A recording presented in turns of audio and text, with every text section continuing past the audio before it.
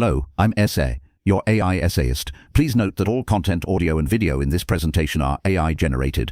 As AI can sometimes produce inaccuracies, I encourage you to verify any factual information presented. With that in mind, let's begin. The intellectual landscape of theoretical physics in the 19-teens was a frontier of profound transformation, a territory where the established certainties of classical mechanics and electromagnetism encountered the unsettling yet fertile paradoxes of the quantum world. Within this dynamic environment, the 1916 publication by Arnold Sommerfeld, titled On the Theory of X-ray Interference, stands as a monument of theoretical synthesis and physical intuition. This work arrived 4 years after Max von Laur's demonstration of X-ray diffraction by crystals, an experiment that simultaneously confirmed the wave nature of X-rays and the periodic lattice structure of solids. Sommerfeld's contribution aimed to construct a complete, rigorous, and physically transparent foundation for this phenomenon,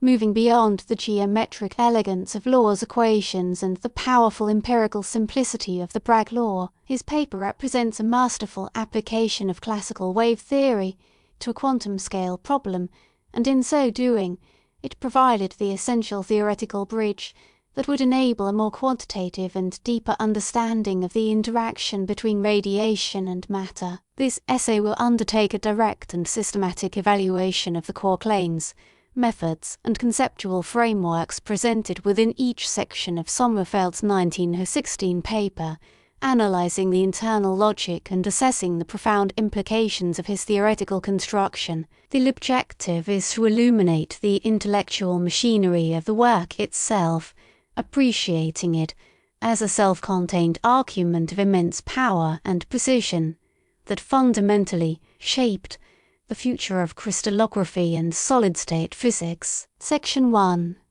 The foundational postulates for wave optical treatment. Sommerfeld begins his treatise by establishing the physical and mathematical groundwork for his entire analysis. His primary claim in this introductory section is that a comprehensive understanding of X-ray interference arises from treating the phenomenon as a classical scattering problem governed by the principles of Huygens and Fresnel. He posits an incident monochromatic plane wave described by a standard exponential function of space and time, propagating through a vacuum and impinging upon a crystal. The crystal itself is modelled as a perfect three-dimensional lattice of discrete scattering centres. This initial framing makes a powerful assertion that complex interactions within the crystal can be effectively decomposed into the superposition of secondary spherical wavets emanating from each atom in the lattice. The core of his method relies on the validity of this superposition principle. His evaluation of the problem thus commences with a deliberate choice to employ the full armamentarium of wave optics, a decision that places his work in a direct lineage with the great 19th century theories of light. The elegance of this setup lies in its reduction of a complex physical situation to a tractable mathematical one. The claim being tested is whether this classical model, assuming atoms act as coherent secondary sources, can fully reproduce the observed experimental realities of X-ray diffraction. Sommerfeld's methodological choice is to calculate the total field at a distant observation point by summing the contributions of all these individual spherical waves, each with its own specific phase determined by its path length from the source to the scattering atom and from the atom to the detector. This phase relationship is the absolute kernel of the interference effect. By framing the problem in this way, he sets the stage for a derivation that promises physical insight into the origins of the diffraction maxima, connecting them directly to the interference of a multitude of coherent wavets. The internal logic is impeccable, proceeding from the well-established physics of wave propagation toward the novel context of an atomic lattice. Section 2. The scattering amplitude of a single atom. Having established the overall framework, Sommerfeld directs his focus to the fundamental unit of interaction, the scattering of the incident X-ray wave by a single atom. He models the atom as a collection of electrons that can be set into forced oscillation by the electric field of the incoming radiation. The central claim of this section is that the amplitude and phase of the wave scattered by an atom depend on the spatial distribution of its constituent electrons. This is a conceptual leap of immense importance. The theory treats the oscillating electrons as classical Hertzian dipoles, each irradiating a spherical wave whose amplitude is proportional to the amplitude of its oscillation. In his formulation, the crucial step is the integration of these contributions from all electrons within a single atom. This leads him to define a quantity that he terms the atomic structure factor, a function that we now recognize as the atomic form factor or scattering factor. The mathematical expression for this factor involves an integral over the volume of the atom, containing a term that represents the electron density, distribution, and a phase factor. The phase factor is given by the exponential of the imaginary unit I multiplied by the dot product of a scattering vector and the position vector of each infinitesimal element of charge within the atom. The claim is that a single function, the atomic form factor, encapsulates all the necessary information about the atom's internal structure relevant to the scattering process. This formulation elegantly separates the problem into two distinct parts: the geometric interference effect due to the periodic arrangement of atoms in the lattice, and the scattering efficiency of the individual atoms themselves. His evaluation of the atomic contribution asserts that for a given scattering angle, the waves scattered from different parts of the same atom will have phase differences, leading to a degree of intraatomic interference that modulates the overall intensity. The consequence of this claim is that diffraction atoms contain information about the size and shape of the electron clouds of the atoms, a truly profound insight that open the door to quantitative intensity analysis in crystallography. Section 3. The summation over the crystal lattice. The third major section of Sommerfeld's paper constitutes its mathematical core, where he performs the summation of the scattered waves from all the atoms in the entire crystal lattice. The central argument here is that the coherent superposition of the waves, each modulated by its respective atomic form factor,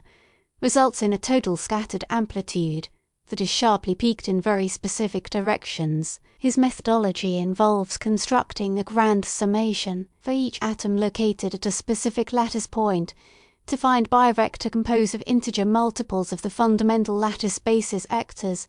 He writes down the expression for the scattered wave at a distant point. This expression includes the atomic form factor and a crucial phase term. This phase term accounts for the path difference between waves scattered from an atom at the origin and an atom at any other lattice point. The mathematical form of this phase is again an exponential containing the dot product of the scattering vector and the lattice vector locating the atom. Sommerfeld's claim is that the resulting triple summation over the three-dimensional lattice indices can be evaluated to yield the interference function for the crystal. This function, which he calls the lattice factor, depends only on the geometry of the lattice and the direction of scattering. His analysis shows that this function is effectively zero for almost all scattering directions. It acquires a significant non-zero value only when the argument of the exponential phase term satisfies a very specific condition for all lattice points simultaneously. The rigor of his argument lies in demonstrating how this mathematical condition for constructive interference arises directly from the physics of wave superposition. The internal coherence of the derivation is powerful. He builds from the single atomic scatterer to the full lattice, showing how the macroscopic phenomenon of sharp diffraction spots emerges from the microscopic phase relationships governed by the crystal's periodic structure. This section provides the definitive theoretical engine of the paper, linking the abstract concept of a lattice to the concrete prediction of observable diffraction maxima. Section 4. Derivation and physical interpretation of the law conditions. In this section, Sommerfeld brings his formal derivation to its powerful conclusion, demonstrating that the conditions for maximizing the interference function are precisely the celebrated law equations. His claim is that his wave-optical theory provides a rigorous physical derivation for the conditions that Max von Laue had initially proposed based on more geometric and less physically detailed reasoning. Sommerfeld shows that for the triple summation over the lattice to yield a large amplitude, the phase contributions from all unit cells must be identical. This occurs when the dot product of the scattering vector, which is the difference between the incident and scattered wave vectors, and each of the three fundamental lattice basis vectors is an integer multiple of 2 pi. These three simultaneous equations are the vector form of the law conditions. Sommerfeld's evaluation of this result is pivotal. He presents it as a validation of his entire approach, showing that the foundational principles of wave optics, when applied systematically to a crystal lattice, inevitably produce the empirically verified conditions for diffraction. He provides a deeply physical interpretation. The sharp diffraction peaks are a direct consequence of the collective, in-phase response of trillions of atoms.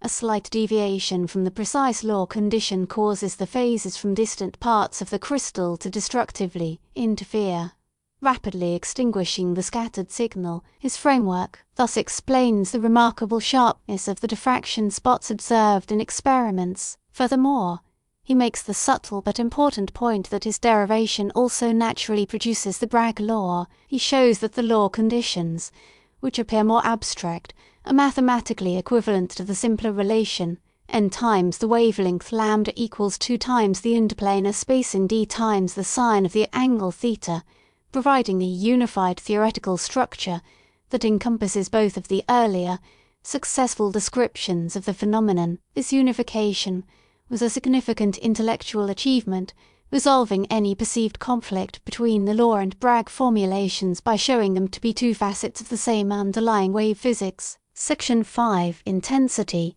Analysis, and the role of the atomic form factor. Beyond simply predicting the directions of the diffraction maxima, Sommerfeld's theory makes a more ambitious claim. It provides a quantitative framework for calculating their intensities. This is the focus of the fifth part of his analysis. The central argument is that the intensity of a given diffraction spot is proportional to the square of the magnitude of the total scattered amplitude. In his formulation, this amplitude is the product of two terms: the lattice factor, which is maximal at the Bragg angle, and the atomic form factor evaluated at that same angle. This separation is a conceptual masterstroke. It implies that while the lattice geometry dictates where the diffraction spots appear, the internal structure of the atoms dictates how bright they are. Sommerfeld's evaluation proceeds to explore the consequences of this claim. He points out that the atomic form factor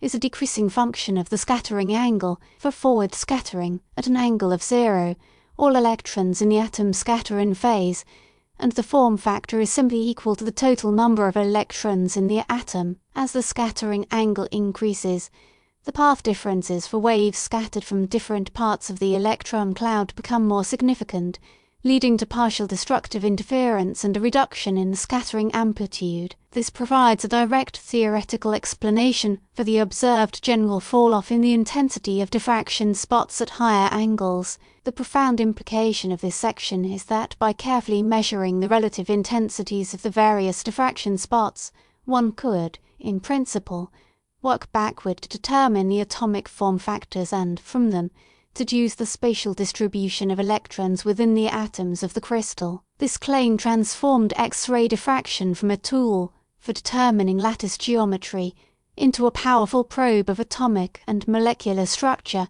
a potential that was a driving force for the development of quantitative crystallography for decades to come. Section 6. Connection to macroscopic optics and the concept of refractive index. In the final analytical section of his paper, Sommerfeld connects his microscopic scattering theory to the macroscopic optical properties of the crystal, specifically its refractive index for X-rays. His claim here is that the refractive index, a bulk property, can be derived from the coherent forward scattering of all the atoms in the material. This was a bold and unifying step, linking the new field of X-ray optics with the established domain of classical electromagnetism as described by Maxwell's equations. His method involves considering the case of scattering in the forward direction, where the scattering angle is 0. He calculates the total scattered wave in this direction and shows that when it is combined with the original incident wave, The result is a new wave propagating through the medium with a slightly altered phase velocity. This change in phase velocity is the very definition of a refractive index. His derivation produced an expression for the X-ray refractive index in terms of the number density of atoms and the atomic form factor for forward scattering. The evaluation of this result revealed a key prediction because the driving frequency of X-rays is much higher than the natural resonant frequencies of the bounded electrons in most atoms. The refractive index for X-rays should be slightly less than unity. This theoretical prediction explained the experimental observation of total external reflection of X-rays at grazing incidence angles, a phenomenon that seems paradoxical from the perspective of visible light optics where refractive indices are greater than 1. The coherence of Sommerfeld's argument is on full display here. His single, unified theory of scattering from discrete atomic centers is shown to account for both the discrete diffraction spots at wide angles and the continuous refractive properties of the medium in the forward direction. In a sense, this section closes the circle, demonstrating that the same microscopic physics governs both the spectacular interference patterns and the more subtle bulk optical behavior of matter. The mathematical formalism he employed, particularly the use of the scattering vector in relation to the lattice vectors, also contained the nascent structure of the reciprocal lattice concept,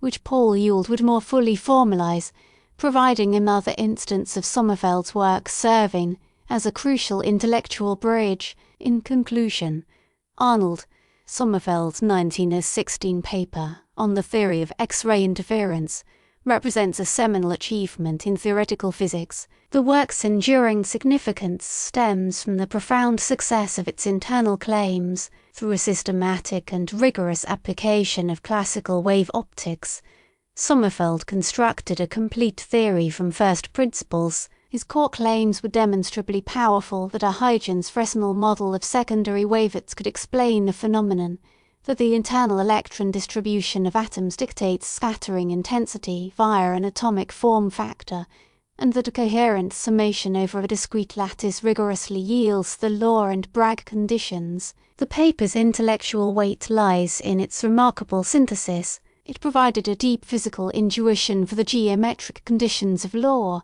unified them with the practical law of Bragg, and laid the quantitative foundation for intensity analysis that transformed X-ray diffraction into the primary tool for determining atomic scale structure. By deriving the refractive index from the same microscopic model, Sommerfeld demonstrated the theory's comprehensive power, bridging the gap between the discrete world of diffraction and the continuous world of macroscopic optics. The paper is an exemplar of physical reasoning, where elegant mathematical formalism is wedded to clear conceptual insight, creating a theoretical framework whose core tenets and claims have remained a foundational element of our understanding of the solid state for over a century. We really appreciate you tuning into this AI-powered presentation.